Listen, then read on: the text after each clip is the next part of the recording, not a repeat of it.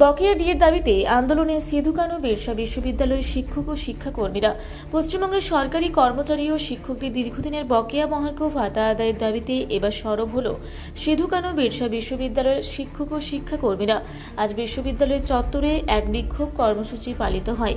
রাজ্য সরকারের কাছে নিজেদের ন্যায্য পাওনা দাবি করে এদিনের কর্মসূচিতে সামিল হন বিশ্ববিদ্যালয়ের বিভিন্ন স্তরের কর্মীবৃন্দ। বিক্ষোভে নেতৃত্ব দেন এবং উপস্থিত ছিলেন প্রফেসর গৌতম মুখোপাধ্যায়, নবগোপাল রায়, শুভাশিস ভট্টাচার্য, রাজা চক্রবর্তী, সুবোধ হাসদা ও নির্মলেন্দু খান প্রমুখ বিশিষ্ট ব্যক্তিবর্গ। বিক্ষোভ চলাকালীন বক্তারা রাজ্য সরকারের আর্থিক নীতির কড়া সমালোচনা করেন। তাদের মূল দাবি কেন্দ্রীয় হারে এবং বকেয়া সমেত ডিএ অবিলম্বে প্রদান করতে হবে। অন্যান্য রাজ্যের তুলনায় পশ্চিমবঙ্গের সরকারি কর্মীদের পিছিয়ে রাখা চলবে না। ডিএ কোনো দয়া নয়, এটি কর্মীদের আইনি অধিকার। বক্তব্য রাখতে গিয়ে প্রফেসর গৌতম মুখোপাধ্যায় এবং অন্যান্য প্রতিনিধিরা স্পষ্ট জানিয়ে দেন যে দীর্ঘ প্রতীক্ষার পরও দাবি পূরণ না হওয়ায় তারা রাজপথে নামতে বাধ্য হয়েছেন।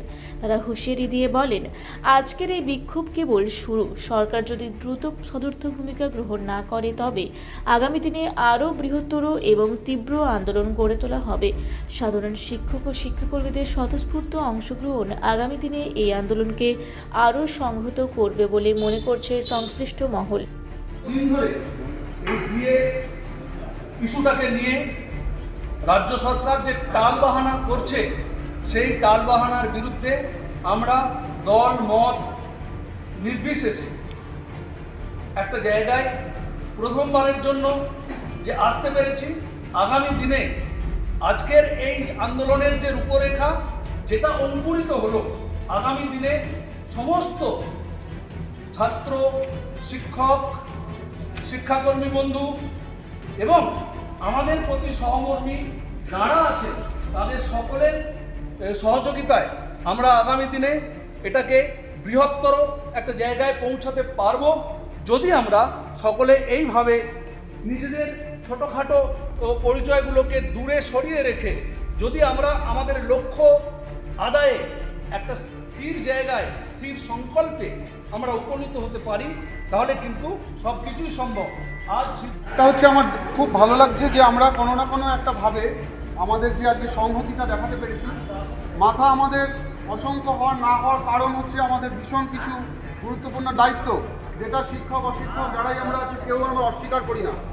আমরা এমন একটা প্রতিষ্ঠানের অংশ যেখানে সেই অর্থে শ্রমিক ধর্মঘটের মতো ধর্মঘট করা আমাদের পক্ষে সম্ভব হয় না, কিন্তু আমরা এটা জোর গলায় বলতে চাই এখানে দাঁড়িয়ে যে আমরা যারা বিশেষ করে যে প্রতিনিধিরা আমাদের রাজ্য স্তরের প্রতিনিধিরা যে আমাদের যে দাবি নিয়ে প্রকৃত আন্দোলনটা করছেন, আমরা নীতিগতভাবে তো তাদের সাথে আছি।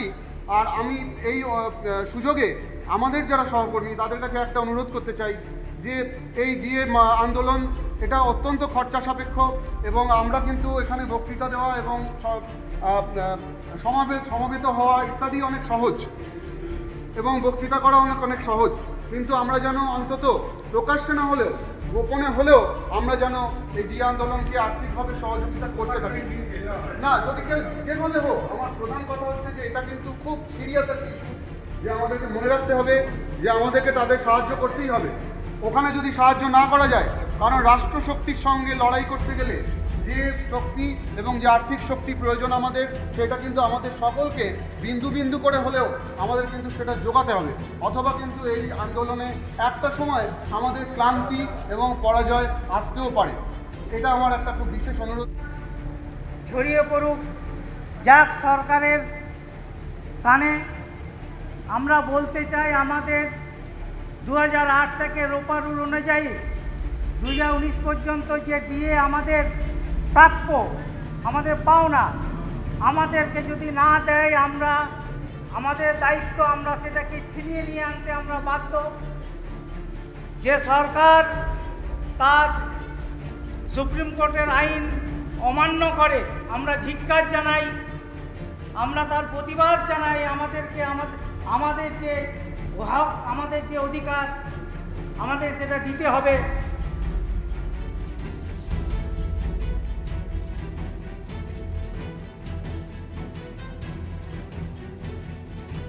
আপনারা দেখছেন রূপসী বাংলা মিডিয়া। এখন একটা ছোট্ট বিরতি, ফিরে আসছি বিরতির পর। পুরুলিয়ায় পাত্রপাত্রী যোগাযোগের একমাত্র বিশ্বস্ত প্রতিষ্ঠান বিবাহ পরিচয়। আপনার মনের মতো জীবনসঙ্গী খুঁজতে পাশে রয়েছে বিবাহ পরিচয়। তাই আর দেরি না করে আজই যোগাযোগ করুন বিবাহ পরিচয়। Municipality commercial complex, second floor, Chaibasa road, opposite PWD office, Purulia. Mobile নম্বর 9232440272। ফিরে এলাম বিরতির পর। আপনারা দেখছেন রূপসী বাংলা মিডিয়া।